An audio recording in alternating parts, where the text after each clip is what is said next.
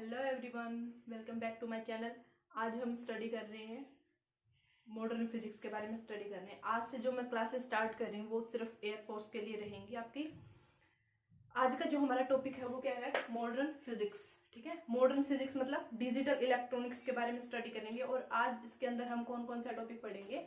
जो सबसे पहला जो टॉपिक हमारा वो क्या है? Analogue and digital. इसके बाद हम स्टडी करेंगे इसी के अंदर बाइनरी नंबर सिस्टम। इसी के अंदर पढ़ेंगे हम एडिशन सब्सट्रैक्शन। और इसमें आज इतना ही करेंगे हम।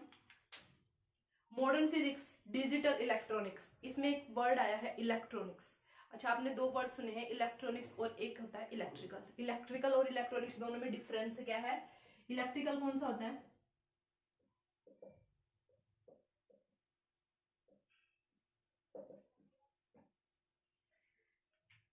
इमेजिन करो कि आपने एक बिजली के तार पे हाथ लगाया और हाथ लगाते आपको इतना तेज करंट लगा और आप सीधे कहाँ गए? ऊपर चले गए। ठीक है, लगा मत देना तार पे हाथ, बस इमेजिन करो। ठीक है, अगर आपको इतना भयंकर करंट लगे और बंदा सीधा कहाँ पहुंच जाए? ऊपर पहुंच जाए, तो उसको कौन सा डिवाइस बोलते हैं हम? Electrical device. इसका मतलब क्या है? जो हाई वोल्टेज पे काम करते हैं वो डिवाइस कौन से होते हैं? इलेक्ट्रिकल डिवाइस होते हैं। जो लो वोल्टेज पे काम करते हैं वो कौन से डिवाइस होते हैं? इलेक्ट्रॉनिक्स डिवाइस होते हैं। ठीक है, इलेक्ट्रिकल डिवाइस की अगर डेफिनेशन लिखना चाहो तो क्या लिखोगे? The device which work on high voltage. और ये क्या हो जाएगा? The device which work on low voltage. ठीक है, समझ में आ गया? अब मैं आपसे पूछूं कि जो फ्रिज है वो कौन सा डिवाइस है? इलेक्ट्रिकल डिवाइस है या इलेक्ट्रॉनिक्स डिवाइस है? तो क्या बोलोगे आप? कौन सा डिवाइस है वो? इलेक्ट्रिकल डिवाइस है, हाई वोल्टेज पे काम करता है। आपके गांव के बाहर एक ट्रांसफॉर्मर लगा होता है, वो ट्रांसफॉर्मर कौन सा डिवाइस होता है? कितने पे काम करता है वो? हाई वोल्टेज पे काम करता है ना, 1100 वोल्ट पे। तो वो कौन सा डिवाइस है आपका? इलेक्ट्रिकल डिवाइस है। और मोबाइल का जो चार्जर होता है, मोबाइल है, मोबाइल कौन सा डिवाइस है? मोबाइल कौन सा डिवाइस रहेगा? इलेक्ट्रॉनिक डिवाइस रहेगा। ठीक है, मतलब the device which work on low voltage, low voltage पे काम करे वो कौन सा डिवाइस है? इलेक्ट्रॉनिक डिवाइस है। ठीक है, मोबाइल का चार्जर। क्या कभी आपने सुना है कि किसी बंदे ने मोबाइल का चार्जर पकड़ के सुसाइड कर लिया? नहीं होता ना ऐसा। तो वो कौन सा डिवाइस है? Electronic device. मतलब जो बिल्कुल मिनिमम करंट पे, मिनिमम वोल्टेज पे काम करे उसको क्या बोलेंगे हम? इलेक्ट्रॉनिक डिवाइस बोलेंगे। आई होप आपको ये अच्छे से क्लियर होगा। लाइफ में कभी नहीं भूलोगे कि इलेक्ट्रिकल और इलेक्ट्रॉनिक डिवाइस कौन से होते हैं। ठीक है, अच्छा, जो पहला टॉपिक हमने लिखा वो क्या है आपका? एनालॉग एंड डिजिटल। एनालॉग और डिजिटल क्या होता है? सपोज करो कि आप किसी सुनसान रेलवे स्टेशन पे बैठे हो। ठीक है, बिल्कुल सुनसान, वहां पे कोई नहीं है और आपने अपनी गर्दन को ऐसे घुमाया तो वहां पे घड़ी लगी हुई है ऐसे।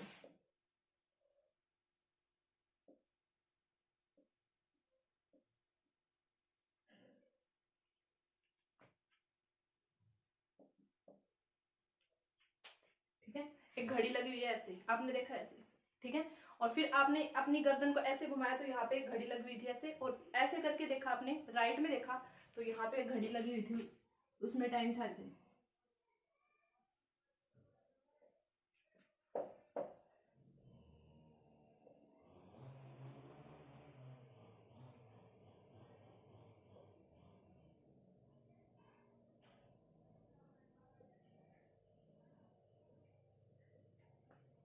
ऐसे टाइम दिख रहा था उसके अंदर।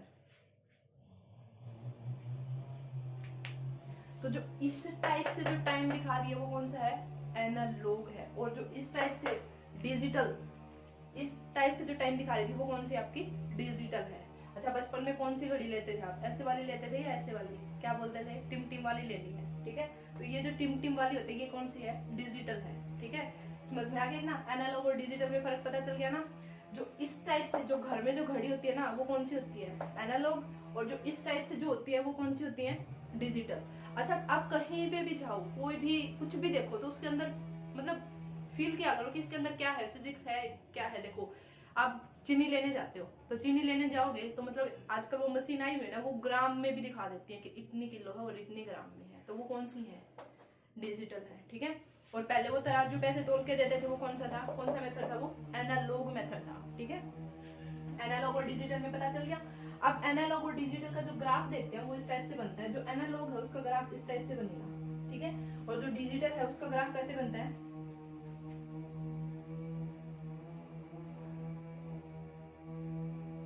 इस टाइप से इनका ग्राफ बनता है। अच्छा ये तो आपने देख रखा होगा, एसी सर्किट के अंदर ऐसा ही बनता है। और इसका मतलब क्या होता है, जो ये उठी हुई लाइन होती है ना, इसका मतलब क्या होता है, यहाँ पे क्या है 1 और फिर क्या है, अच्छा मैंने थोड़ा गलत बता दिया, ये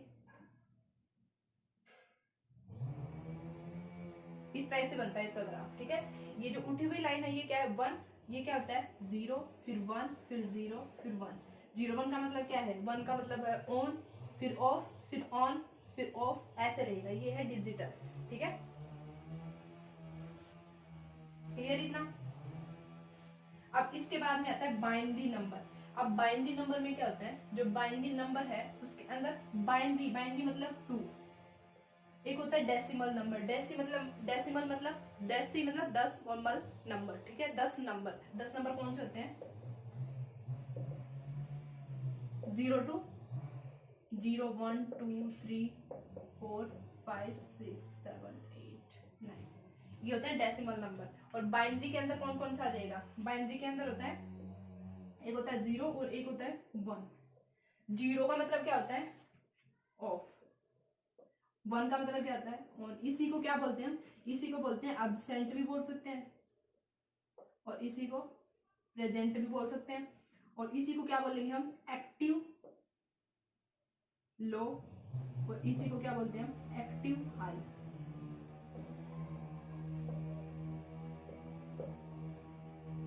ये रहेगा, ठीक है, क्लियर इतना।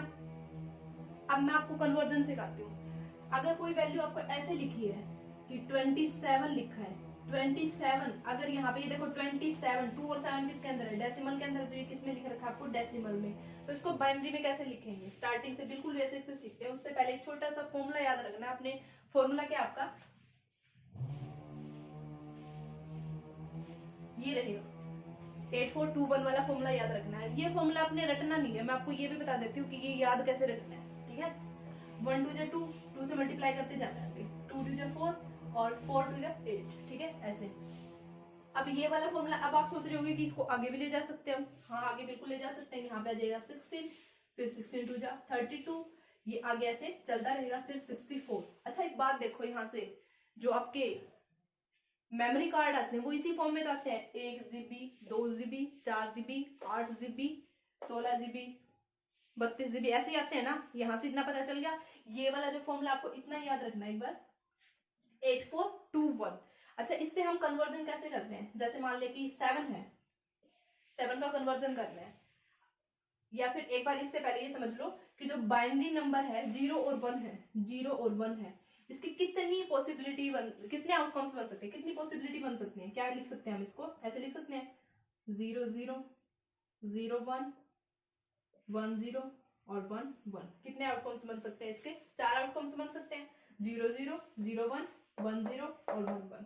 हेड और टेल वाला वही सिस्टम है। हेड और टेल के कितने आउटकम्स होते हैं, 4 आउटकम्स होते हैं ना, ठीक है।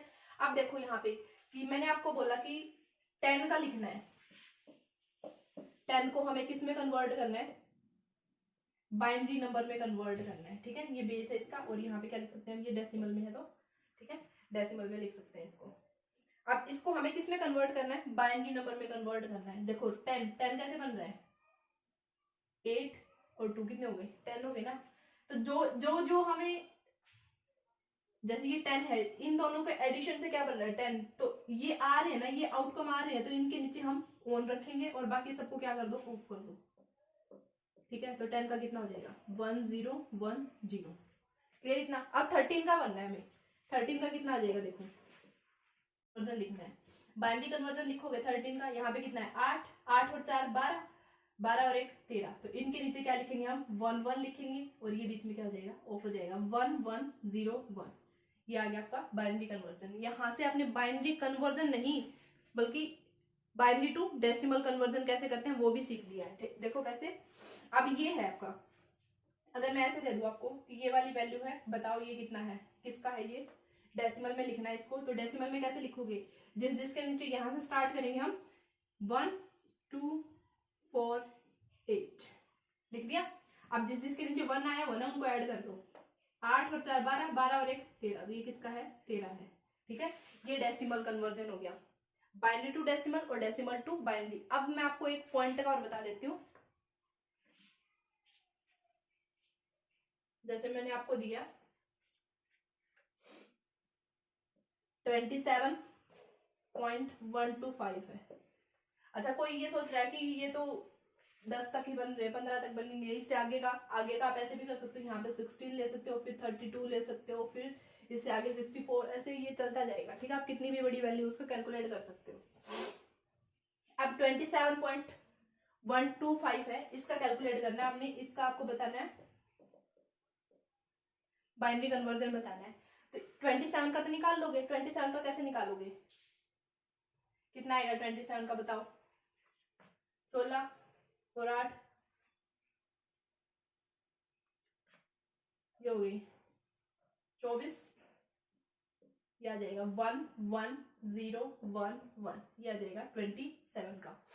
तो यहाँ पे 27 का यहाँ पे लिख दिया मैंने 11011, ये आ गया आपका 27 का। अब ये 125 है, पॉइंट में है ना, इसका करना है आपने। इसको कैसे लिखोगे आप, इसको लिखोगे आप, इसको कन्वर्जन करने का तरीका देख लो। इसको लिखोगे आप 0.125, इसकी 2 से मल्टीप्लाई करनी है। 2 से मल्टीप्लाई मतलब 2 से मल्टीप्लाई करते जाना है, मैं बता देती हूँ अभी कहाँ तक करना है। इसको इससे मल्टीप्लाई करोगे कितना बन जाएगा 0.250, फिर इसको यहाँ पे ले आओ 0.250 इंटू में फिर से क्या करना है 2, कितना आ जाएगा 500, इधर पॉइंट, इसको फिर यहाँ पे ले आओ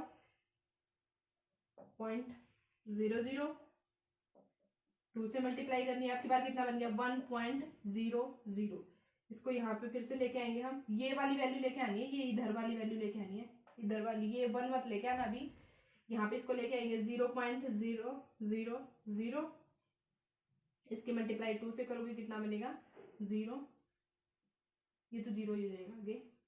तो ये वाली जो वैल्यू आई है ना आपके पास में, ये वाले जो आउटकम्स आए हैं इनको उतार लो, कितना है 00110।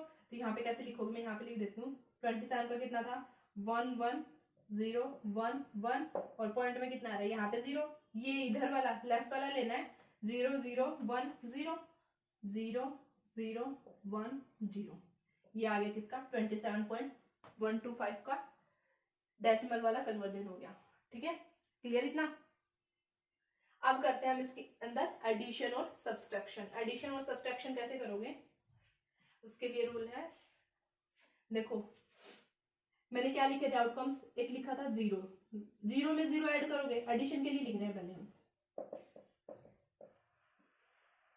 0 में 0 ऐड करोगे कितना आएगा 0, 0 में 1 ऐड करोगे कितना आ जाएगा 1, 1 में 0 ऐड करोगे कितना आएगा 1, लेकिन अगर कभी ये आ जाए 1 में 1 ऐड करना है तो क्या आएगा 0 आएगा, और विद क्या आएगा कैरी।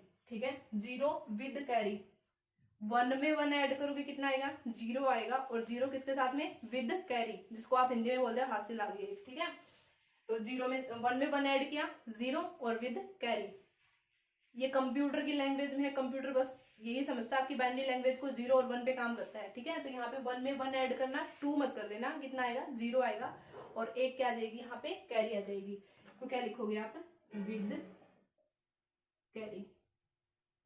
ठीक है, अब करते हैं सब्सट्रैक्शन के कुछ रूल हैं वो देखते हैं। अच्छा, पहले इसका एक दो एग्जांपल कर लो। अगर मैंने ऐसे लिख दिया, मैंने लिखा आपको 1010, ठीक है, और इसमें आपने ऐड करना है 1101 ऐड करना है, ये करना है एडिशन करना है। देखो 0 में 1 ऐड किया 1, 1 में 0 ऐड की 1, 0 में फिर से 1 ऐड किया 1, ठीक है, और 1 में 1 ऐड करोगे कितना आ जाएगा 0, 0 आ जाएगा, और क्या आ जाएगी एक साथ में कैरी आ जाएगी।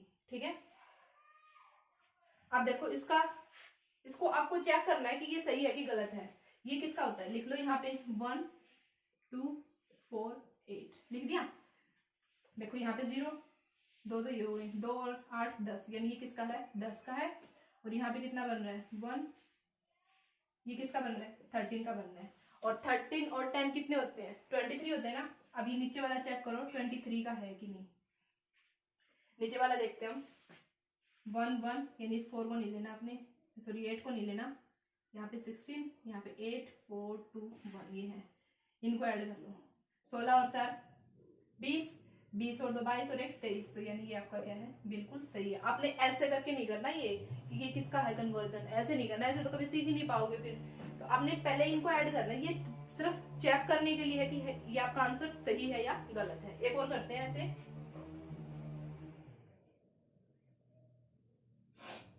यहाँ पे मैंने ले लिया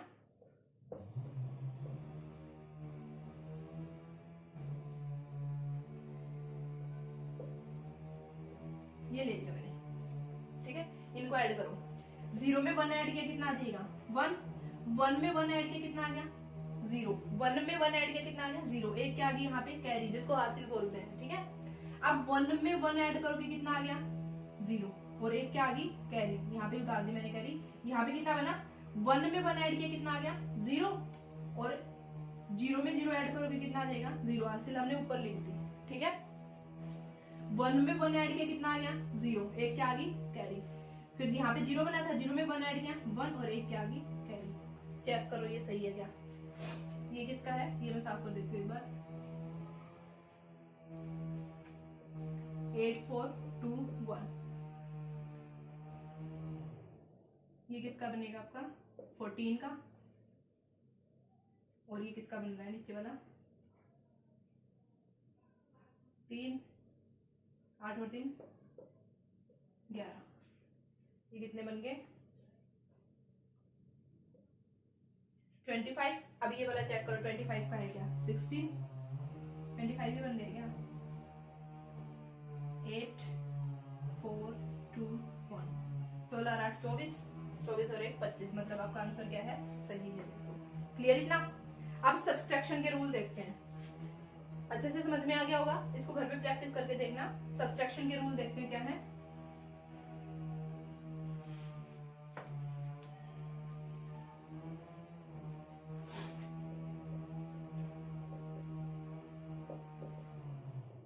सब्सट्रैक्शन के रूल देखो क्या है, हमने क्या लिखा था 0 0 0 1 1 0 और 1 1।